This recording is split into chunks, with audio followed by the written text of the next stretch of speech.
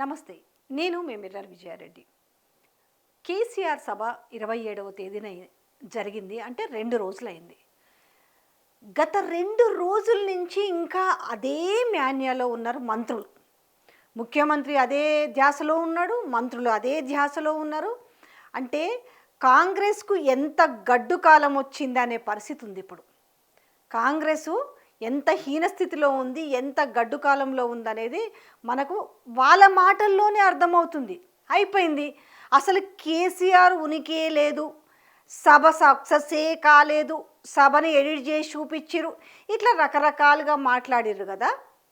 ఆయన ఇంకా మర్చిపోతలేరు. అంటే ఒక్కొక్కరు మాట్లాడిన మాటలు చూస్తుంటే జనాలు ఏమనుకుంటారంటే, అసలు నిజంగా ఈ వీడియో నేను చేయాలనుకోలేదు, కానీ ప్రజలు వాళ్ళు చెప్తున్నారు అదే వీళ్ళు మాట్లాడిన మాటలు చూసేసి. అంటే కొందరేమో ఆ రాత్రే ముఖ్యమంత్రి నివాసం వద్ద ఆ కడుపులో మంట అంటాం కదా, కుళ్ళు, బాగా కుళ్ళుతోటి, అంటే ఏంద్రా నాయన వీళ్ళకి ఇంత కుళ్ళు ఏంది అసలు.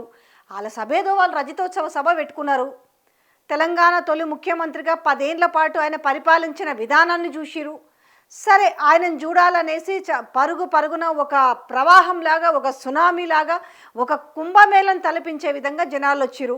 నిన్న ఒక డెప్త్ వీడియో నేను ఏం చేసినా, ఇది రానాయన అసలు వాస్తవం ఏంటి అనే విషయాలన్నీ తీసుకొచ్చి మేము ముందర పెట్టినాం. ఒకసారి వీళ్ళని చూస్తుంటే ఈ వీడియో చేయమని నాకు మెసేజ్లు పెట్టారు. వీళ్ళు మాట్లాడిన మాటల గురించి. అంటే వీళ్ళకి ఇంత కడుపులో కుళ్ళేంటి, మరీ ఇంత కుళ్ళుకుంటారా, వాళ్ళ మాటలు చూస్తే మీకు అర్థమవుతుంది వాళ్ళు ఎంత కుళ్ళుకుంటున్నారు అనే విషయాన్ని.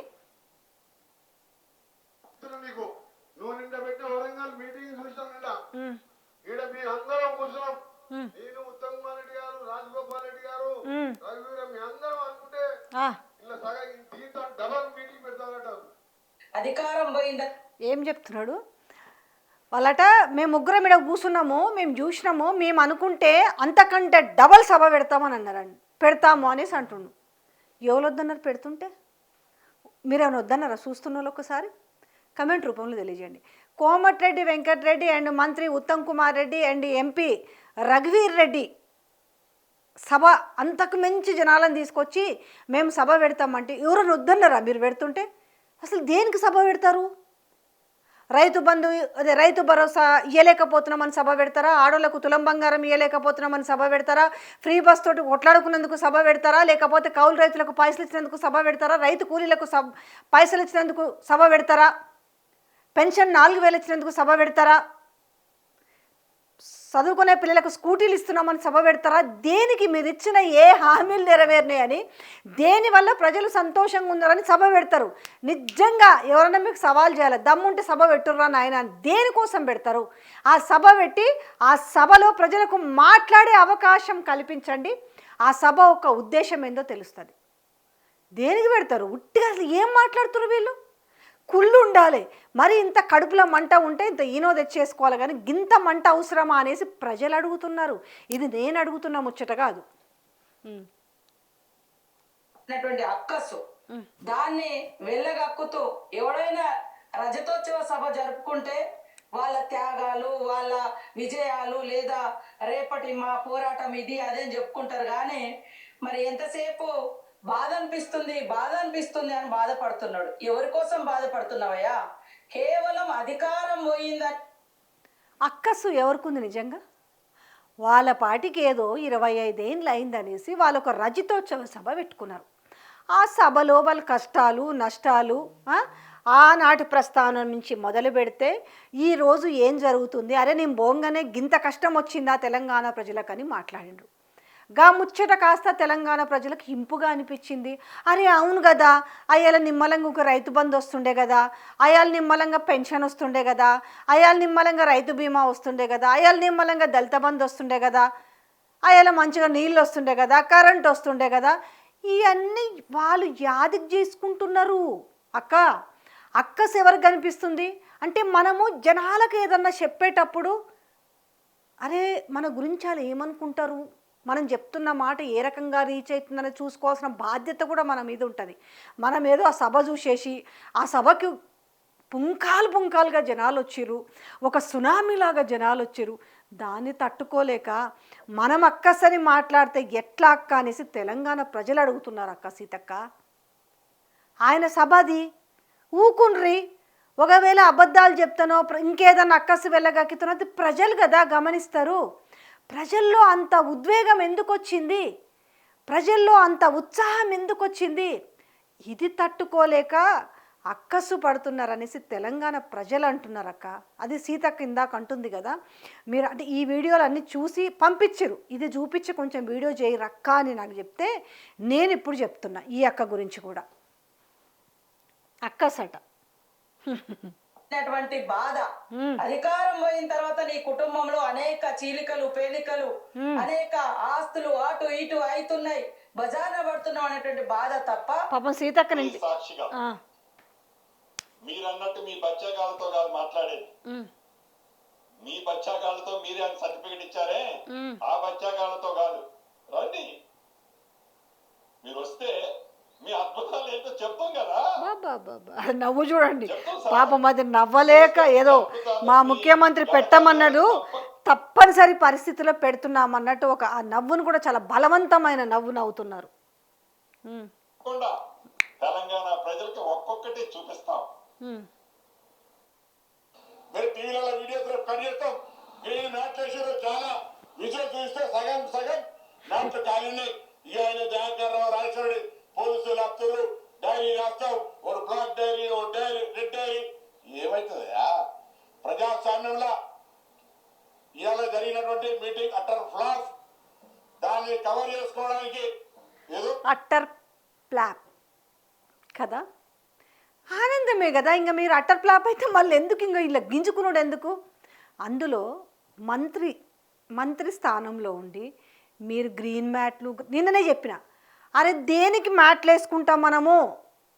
మన ఇంట్లో ఫంక్షన్లో, మన ఇండిపెండెంట్ హౌస్ పక్కనో లేకపోతే సభలు సమావేశాలు పెట్టినప్పుడు ఏ మ్యాట్లు ఎందుకు వేసుకుంటామో తెలియదా? దానికి సంబంధించిన వీడియో కూడా ఉంది, మీరు చూడండి.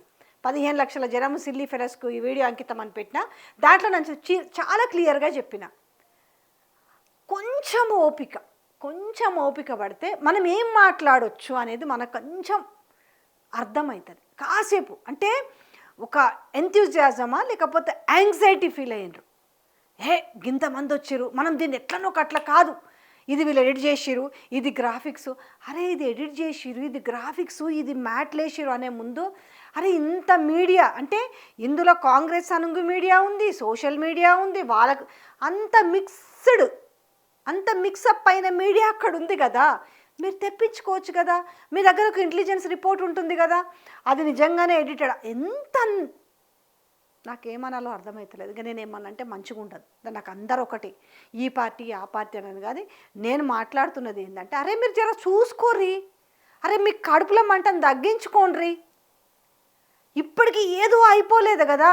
అసలు పెద్ద ఇంకొకటి ఏం తెలుసా, అసలు ఎవ్వరి పేర్లు ఎందుకు ఎత్తలేదు, ఒక్కరిని మాత్రం హైలైట్ చేసిన డిస్కషన్ జరుగుతుంది. ఎవరా ఒక్కరు? ఆర్థిక శాఖ మంత్రి. పోనీ పేరు పెట్టినరా? పేరు పెట్టలే కానీ ఆర్థిక శాఖ మంత్రికి సంబంధించిన ఒక టాపిక్ గురించి మాట్లాడారు. అంటే నా సరి సమానులు ఇక్కడ బట్టి విక్రమార్క అని చెప్పకనే చెప్పిండ్రా? నా రైవల్రీ ఎవరు? ఇక్కడ ముఖ్యమంత్రి కాదు, ఇప్పుడున్న ముఖ్యమంత్రి కాదు, నా రైవల్రీ బట్టి విక్రమార్క అని చెప్పిండ్రా? అసలు నాకు ఎవరూ లేరు అని చెప్పిండ్రా? అంటే ఎవరికి వాళ్ళు దాంట్లో అర్థాలు ఎత్తుక్కుంటున్నారు. ఎందుకు అసలు ముఖ్యమంత్రి పేరు ఎత్తలేదు అంటే నా దృష్టిలో ఆ పర్సన్ లేడనా, లేదు ఆర్థిక శాఖ మంత్రి గురించి మాట్లాడిరానంటే సో ఆ వ్యక్తితో నాకు అంటే ఆ వ్యక్తి సరిసమానమని ఏందో మొత్తానికి ఎవరికి వాళ్ళు ఇక్కడ లెక్కలు బొక్కలు వేసుకుంటూ కూర్చున్నారు. ఇంక ఈ మంత్రి గారు మాట్లాడింది ఎందుకంటే మంత్రుల మీద కొంతమంది మీద గౌరవం ఉంటుంది, కానీ వీళ్ళే ఆ గౌరవం తగ్గించుకోలేక అరే అమ్మ ఇదేంద్ర నాయన చీలేం మనుషులు, ఇవేం చీప్ మాటలు అనేలాగా బిహేవ్ చేసారు అనేసి ఇలా యావత్ తెలంగాణ ప్రజానికం అనుకుంటారు. ఇంకొకటి అసలు పోయినరా పోలేదా, అరే మీ ప్రజాప్రతినిధులు పంపించి అడగొచ్చు కదా. నేను ఇంకొకటి రిక్వెస్ట్ చేస్తున్నా, నాకు నిన్న వీడియో చేస్తే చాలామందికి రీచ్ అయింది లక్షల్లో, దాని కింద మంచి కామెంట్స్ కూడా పెట్టారు. గిలకు జర కామెంట్ చేయరయ్యా, ఎవరెవరైతే సభ సక్సెస్ కాలేదన్న మంత్రులకి జర ఆ సోషల్ మీడియాలోనో ఎక్స్లోనో లేకపోతే ఫేస్బుక్లోనో ఇన్స్టాలోనో హ్యాష్ ట్యాగ్ పెట్టి నేను పోయిన సభ సక్సెస్ అని ఒకటి పెట్టండి రయ్యా. ఇంత రియాలిటీ ఉంటే కూడా ఇంకా రీల్లో బతుకుతున్నారు వీళ్ళు. రియాలిటీని వదిలేసి రీల్లో బతుకుతున్నారు. అంటే వీళ్ళు ఏం మాట్లాడినా మనం ఏ అందాం, గ్రాఫిక్స్ అందాం, ఇదే అనుకొని కూర్చున్నారు. కానీ అది రియాలిటీ ఏందనేది ప్రజలు చూసిరు. నేను నిన్న కూడా చెప్పిన, జస్ట్ టీవీలో చూసిన వాళ్ళు కాదు, సభకు వచ్చిన వాళ్ళు, సభకు వస్తున్న వాళ్ళు, సభకు వస్తున్న వాళ్ళని చూసిన వాళ్ళు ఒక 30 లక్షల మంది ఉన్నారు. ఈ నేపథ్యంలో అది అందరూ కూడా నా కింద నేను చేసిన వీడియో కింద 4 అయింది, 5 అయింది మేము రీచ్ అయ్యేసరికి, మేము రీచ్ అయ్యేసరికి 4 అయింది. గల్లీలు తిరుక్కుంటూ పోయిన ఊర్లలో ఏ రోడ్ చూసినా బ్లాక్ అయింది, సెల్ ఫోన్ సిగ్నల్స్ లేవు. ఇంత రియాలిటీ పెట్టుకొని రీల్లో బతుకుతామనంటే ఏముంటుంది? ఎవరికి ఇంత కడుపులమంటుంది? ఇప్పుడు ఎవరికి ఇంత అక్కస్తుంది? ఎవరికి ఇంత కుళ్ళుంది? అది ఇప్పుడు తెలంగాణ ప్రజలు అర్థం చేసుకోవాలి. మాట్లాడుతా ఉన్నాం. ఈ తర్వాత చెప్దాం. ఆ వీడియో ఇంకోటి ఉంది. భయం, దిక్కు కాంగ్రెస్కి ఇప్పుడు దిక్కు తోస్తలేదు.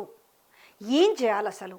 సంవత్సరంన్నర అయింది, ఇంత వ్యతిరేకత వచ్చింది. దీన్ని మనం పాజిటివిటీగా మలుచుకునే అవకాశం ఏమైనా ఉందా అంటే ఈ సభతో కాస్త అది కూడా పటాపంచలు అయిపోయింది. ఇప్పుడు ఏం జిమ్మిక్కులు చెయ్యాలి? ఇది లెక్కలు తెలుసుకోండి. పోని అసలు మేము ఇప్పుడు ఎత్తుకు పై ఎత్తులు ఏం వేయాలని ఆలోచించారు. కానీ నిన్న సభలో మాట్లాడిన విధానాన్ని దీని వెనుక ఏదో అంతరార్థం ఉంది అనేసి భయంలో కాంగ్రెస్కి ఒక భయం పట్టుకుంది. అసలు మనం ఈ 3 ఏళ్ళు సస్టైన్ అవుతామా? అసలే మీ పార్టీని అంటే మీన్స్ కాంగ్రెస్ పార్టీ ప్రభుత్వాన్ని కూల్చను అనేసి ఆయన సవాల్ చేసి చెప్పిండు కదా. ఈ కిరికిరి పంచాయతీలన్నీ మేము పెట్టుకోమని చెప్పారు కదా. మరి దీని వెనుక ఏముంటుంది? ప్రతి మాట వెనుక ఒక అంతర్యాన్ని ఎత్తుకుంటున్నారు, ఒక భయం అవుతుంది, ఒక గుబులు పడుతున్నారు. దేనికి? ఏదో జరగబోతుంది అనుకుంటున్నారు. ఇవన్నీ పక్కన పెట్టి ఆయన ఒక పెద్ద ఆయన మీకు ఒక హామీ ఇచ్చిండు. అరే ఆయన నేను ప్రభుత్వాన్ని కూలగొట్టను, నాకు సంబంధం లేదు, మీరు గిట్లనే ఉండాలి, నేను గిట్లనే గట్టివాడాలని ఆయన మాట్లాడి మీన్స్ ఏంటంటే మీ సంగతి ఏందో మీ సంగతి తెలిస్తే కదా నా సంగతి తెలుస్తుంది అనే విషయంలో మాట్లాడిండు. ఇంక ఇట్లా నేపథ్యంలో బేఫికర్గా ఉండురి, మంచిగా తడి కూడా మీరు వేసుకొని పండుకోండి. ఎవరు వద్దన్నారు? మళ్ళీ ఎంతసేపు మీకు అర్థమవుతుందో లేదు, మీరే ఆయనకు ఫ్రీ పబ్లిసిటీ ఇస్తున్నారు. ఇది కోట్లు పెట్టినా కూడా రాదు ఈ పబ్లిసిటీ. సభ అయిపోయినాక ఇంకా అదే పాట పాడుతున్నారు. ఇది బీర్ సీసాలు లెక్క పెట్టుకున్నారు. ఇది కొంపదీసి సభ అయిపోగానే వాళ్ళందరూ వచ్చి డ్రమ్ములు గిమ్ములు మిగిలిన వాటర్ బాటిల్స్ అవి ఎత్తుకపోతారు. అందులో వచ్చి నాకు డౌట్, ఇవన్నీ లెక్క పెట్టుకున్నారా? ఆ మందు బాటిల్లో లెక్క అది చెప్తారు కదా, వీళ్ళకి బాగా ఎరక కదా. ఆ లెక్క పెట్టుకునే బదులు ఒక వైన్స్ దగ్గరకు లెక్కలాడితే చెప్తారు కదా ఎంత మందు సేల్ అయింది అనేసి. ఎన్ని వాటర్ బాటిల్ తాగేసిన వాటర్ బాటిల్ లెక్క పెట్టుకుంటున్నారా? ఎత్తకపోయిన డ్రమ్ములు లెక్క పెడుతున్నారా? ఏం లెక్క పెడుతున్నారు? సభకు మగోళ్ళే వచ్చారు, సభకు ఆడోళ్ళే రాలేదు. ఆఖరికి ఎంత నీచంగా దిగజారిండ్రంటే వాళ్ళు 10 లక్షల వాటర్ బాటిల్స్ అక్కడ మేము వాళ్ళకి వచ్చిన వాళ్ళందరికీ అందుబాటులో ఉంచినామని ఆ వాటర్ బాటిల్స్ పైన బీఆర్ఎస్ స్టిక్కర్ వేసి ఉంది. ఆ స్టిక్కర్ని వేసి బీర్ బాటిల్స్ పైన వేసి ఇగో ఈ బాటిల్స్ పైన కూడా బీఆర్ఎస్ అని వేసుకురని చెప్పుకునే హీన స్థితికి దిగజారిండ్రు. నేను ఎందుకు ఇంత అగ్రెసివ్గా చెప్తున్నానంటే అరే ఇంకా వదిలేసేయండి, సభ సక్సెస్ అయింది, అది మీకు తెలుసు బాజాబ్తా. ఏ కాంగ్రెస్ కార్యకర్తను అడిగినా చెప్తారు, ఆ నియోజకవర్గాల ఏ నియోజకవర్గం తిరిగినా అడిగినా కూడా చెప్తారు. అంతెందుకు మీరు ఇప్పుడు ఆ ఖాళీ జాగాలకు పోయి చూసినా కూడా తెలుస్తుంది. ఆ తాగేసిన వాటర్ బాటిల్ కావచ్చు, తినేసిన పులిహోర ప్యాకెట్లు కావచ్చు, ఇంకేమైనా కావచ్చు, మీకు అవి చూస్తేనే లెక్క తెలుస్తుంది కదా. అరే ఇంకా ఆ మాన్యం నుంచి కొంచెం బయటికి రండి.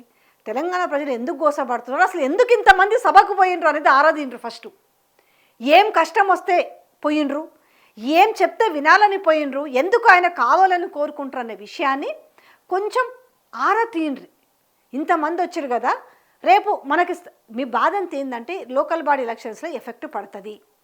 మనం దీన్ని అసలు జనరల్గా పెద్ద మిస్టేక్ ఏం చేస్తారంటే ప్రజల కష్టాలు తెలుసుకొని ప్రజలకు ఇవ్వాల్సింది పోయి ప్రజలను ఆదుకోవాల్సింది పోయేసి అసలు మనం ఎంతసేపు బీఆర్ఎస్ని ఎట్లా దెబ్బ కొట్టాలి అనేసి పాస్ కావాలంటే మనం చదువుకోవాలి. ఫస్ట్ వాడు చదువుకున్నాడు ర్యాంకర్ని వాడిని ఎట్లా ఇరికిద్దామనేది కాదు, కనీసం మన దాంట్లో చూసి కాపీ కొడదామన్న ధ్యాస ఉండాలి తప్ప ఎంతసేపు వాడు చదువుతున్నాడు వాడికి ర్యాంక్ వస్తుంది అనేసి వాడిని ఎట్లా పుల్లలు పెడదామని చూస్తాడు. చదివేతోడు చదువుతూనే ఉంటాడు, దానికి ర్యాంక్ వస్తూనే ఉంటుంది.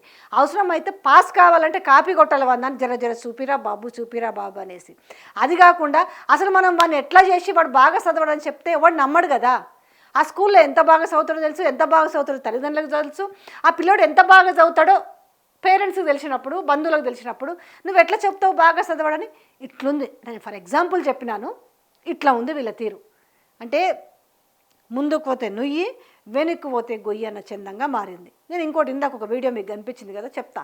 మీరు ఎంత బాగా చేసిరు, ఎందుకు మహిళలు వాటర్ ట్యాంక్ ఎక్కి వాళ్ళు బెదిరించాలనుకుంటున్నారా, ఆత్మహత్య ప్రయత్నం చేద్దామనుకుంటున్నారు ఇందిరమ్మ ఇళ్ళ కోసం, ఆ వీడియో దీని కంటిన్యూషన్లో వస్తే చూడండి. Thank you so much.